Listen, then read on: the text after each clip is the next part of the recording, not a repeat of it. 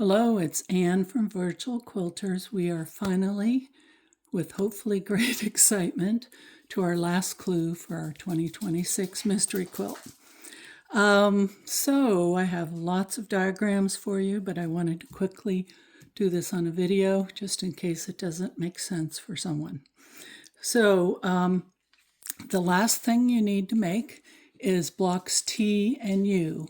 So one of them, they're very simple. I just left enough to leave a little bit to do this month, maybe to trick a few people, who knows, we'll see.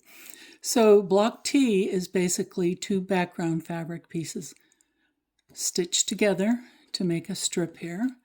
You're going to make two of those per block, and I'll show you the quilt layout and that might make a little more sense.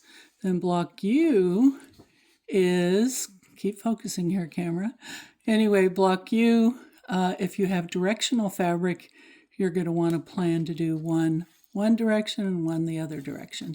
If your fabric is not directional, then you don't have to worry about it. So you're going to make these up. If you look on the chart, it showed how many to make, but basically we'll go over that here in the instructions. Sorry, my camera is not focusing the way it should. Okay, so the first thing to see, and I posted a picture on the website, is here is a picture of my quilt with this. I was going for purple. I really wanted a purple quilt. It might have been more fun in other colors, but that's what I wanted and that's what I got, and I'm happy with it. So anyway, so if you are doing the sizes, and it has it here, this will be on the website. You can download it as well as see it. So we've got crib, lap, throw, and twin size. They are all the same layout. It's just your starting blocks that you cut, or squares that you cut, was different depending on which size you were making. And then we have the instructions down here with saying what your finished blocks, each one of these is a block, a big block I'm calling it, what it should be, so you have the measurements there to help you if you need it. And I've drawn some lines on the picture so you can see where the blocks, big blocks, start and end. Trying to think if there's anything else you need to know for that. I think not. So this is the same quilt that is for the queen and king size, which comes out a little more square than the other sizes. So it's same blocks. Every other block we have a star block and we have a 4-patch block, and we're going to alternate them in this way. So to give you an idea, this one, just looking at it right away, you can figure out you're going to need 1, 2, 3, 4, 5, 6 of the 4-patch blocks, and you're going to have 6 of the star blocks. And that should finish your quilt in whatever size you picked, except for the queen and king. If you were brave enough to take that on, you'll need 5 of the 4-patch blocks and 4 of the star blocks. And all those are on the instructions I'm going to show you in just a sec, and that you can print for yourself.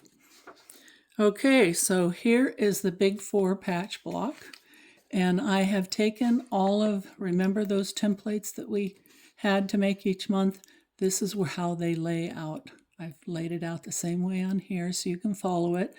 Please keep in mind that you need to keep these facing right side up, especially if you have directional fabric, but in all cases otherwise it won't lay out right and you won't have what you want it. So this is part of the package you can print. This is, I finished my top, and so I just laid it out here so I could show an example. So here's block S, U, this is H, block M, block K, and block U. And those are all in the, oh, I see what I did. I switched them. Here we go. So the same layout, but it's for the star block. So this is a star block under here. So, and I kept them all upright with the ones we made. For most of you, you're making 6 of each, but if it's queen or king, it's the other numbers that I already mentioned. So I laid that out and then I put them together. That made it easy to describe to you how things go. By the way, this is tape that's around it just to define that square since it's already sewn together. If you take them off, which of course you'll be doing, I'll show you here. So you see this, the block is here with the 2 half square triangles. Same here. This is kind of fun. A reveal. Anyway, and then voila, here is my star block with the red tape going around it to define it. I called this one Simplicity because this center one should look kind of familiar to some of you, and that's when we had a quilt along a few months ago. We had the same block. I didn't realize that when I put this together. And then after it was all planned, I went, oh dear, that's a similar block. And I decided I love that block, so let's not worry about it.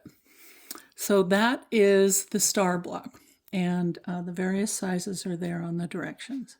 So you come up with the right sizes. Now I'm going to see if I can scoot this down so we can look at the 4-patch block. This is engineering disaster or success, we'll see. Okay, so I have the red tape and then I've got yellow around this block so you can see it. And hopefully you can see, I'm looking here. Need to move it up just a tad so you can see it all. Okay, so in this case, we've got a diagram you can print.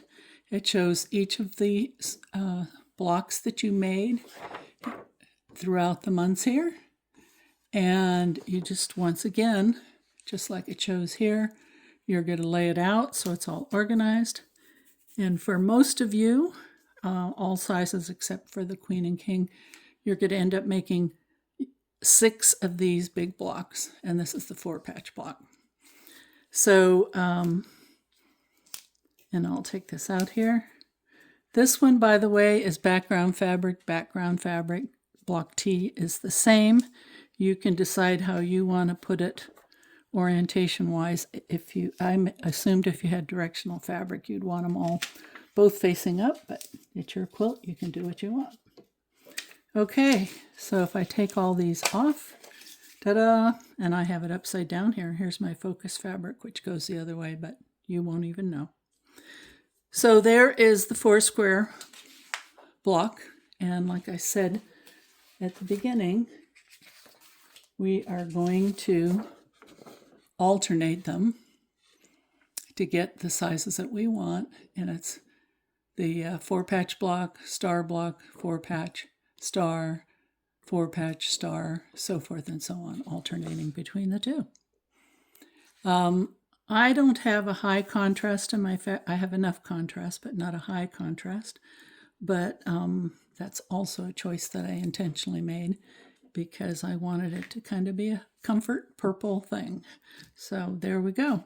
So if you have any questions, feel free to show up for a Zoom session, and we have a lot of experience in our group and you'll get some help. Or you can email me at ann@virtualquilters.com. Hope you enjoyed the quilt and keep going and get your top done. Thanks so much. Bye.